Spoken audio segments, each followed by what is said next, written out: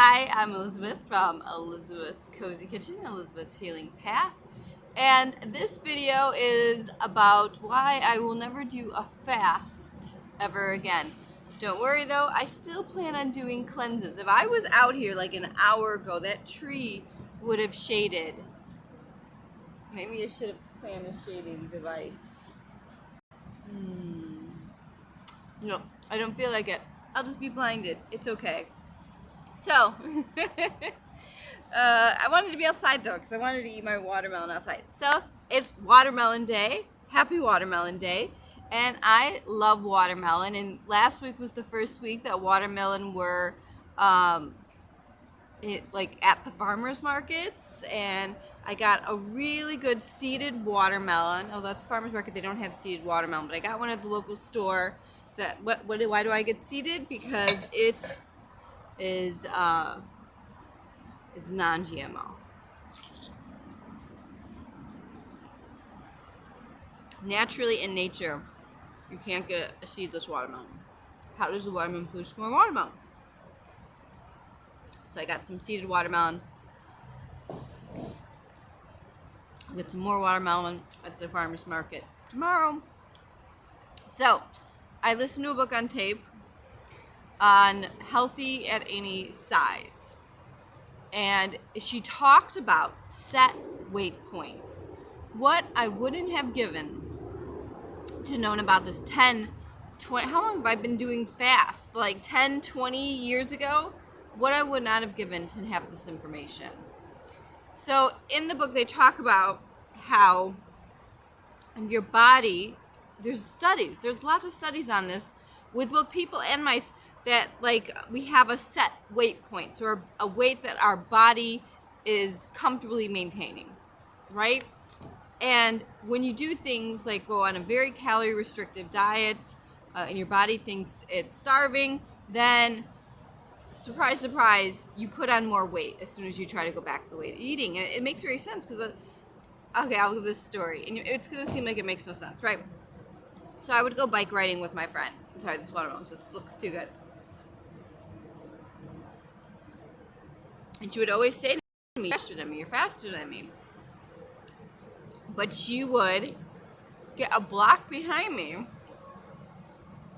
on these rides through the country and be exactly a block behind me for miles upon miles upon miles, like until we like would meet up at a stoplight or whatever. And I'm like, so you're not slower than me. Like you're going the same speed as me, just like a block behind me, otherwise you would be getting farther and farther away from me. So it kind of feels that way with like when I'm eating, because I can maintain a certain body weight very easily. And, it's like, well, then how come I can't maintain this lower weight? So for me, the weight that so you have a set point range. And so for me, I would say that set point range is between 160 and 180 based off of my own experiences of myself. In the book, she does not talk about being able to lower it. She just talks about eating intuitively, eating healthy, and that's it. Like I eat healthy, but I still have this higher set point range, a set point range that according to the charts is in between overweight and obese. And that can be frustrating for me because I'm active, I eat healthy, and I still have this higher set point range that according to the charts means I'm unhealthy. But in the book she talks about all these interesting things about how like there's not that many studies to show like until you get into morbidly obese that it doesn't affect our health the way we think it does. Like we say, oh, you have a higher chance of heart disease, but it's not like thin people aren't getting heart disease. Matter of fact, the people I know who have had young people who have had heart attacks were thinner people. So it's not just our size that is determining whether or not we're healthy or not. And so often, like when you think of like supermodels, they're like staying thin because they're eating cotton balls and doing drugs. Not all. I'm not saying all of them are, but that's not the definition of health. Of women have to go through and men have to go through these things. Bodybuilders, they have to dehydrate themselves before competitions to look that ripped. Well, that's not healthy. So we have to get away from the fact that weight is not the only determining factor of health, and that it's more of an illusion of health, right? So that being said, it was a great book, healthy at any size. But I do plan on trying to lower my set point weight, and I've read other articles about that, and I'll do another video on it if I actually succeed. But I just want to say that I've done fasts, like I've done a water fast. I think one day I didn't even feel like drinking, and I did a dry fast maybe for half the day or something like that. So I've done all these different fasts, juice fasts, like 21 days juice fast, the master cleanser.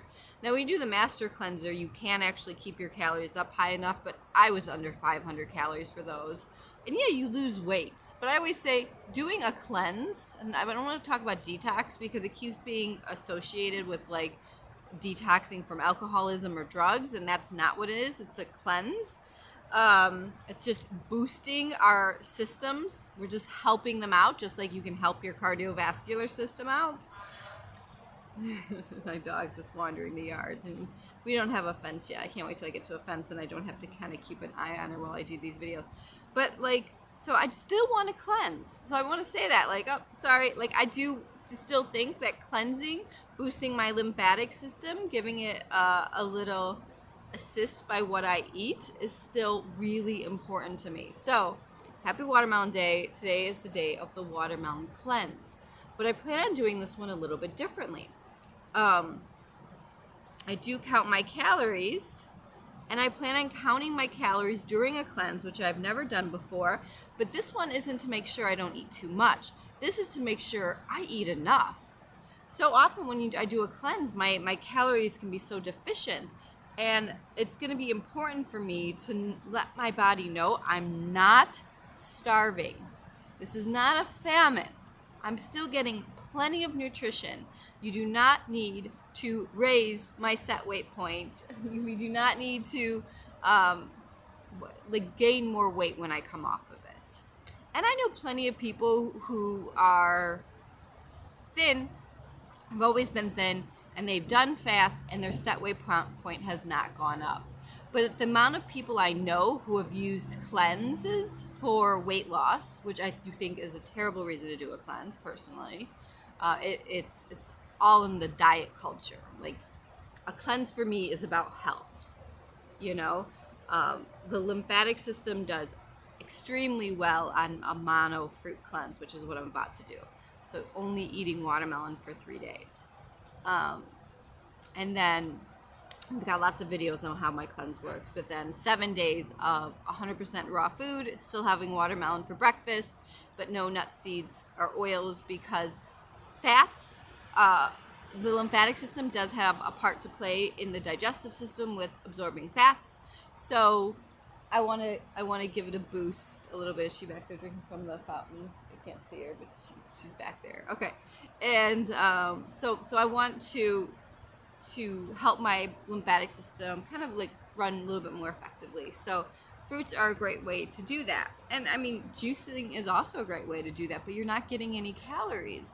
And so even though I'm getting nutrient density, my body's like, okay, as soon as she comes off of this, as soon as she starts eating food, we got to pack on some weight, we got to pack on some fat, so that the next time there's a famine, she's going to be protected. So if there's ever a famine, my body is going to be running so efficiently. It'll be great. No. But I mean, ultimately, there are a lot of, there's a lot of genetics that play in. There are more people with the genetics that will survive famines, that can hold on to weight easily.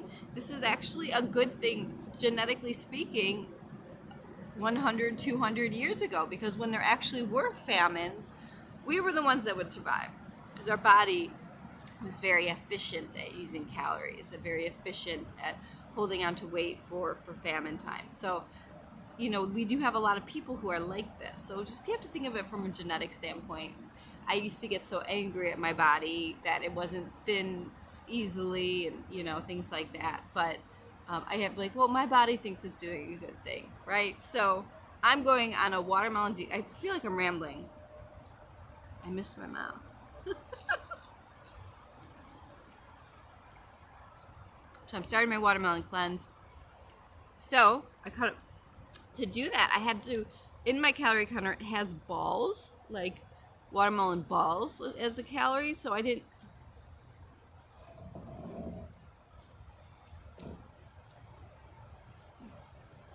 So I need to have this much watermelon 4 times a day.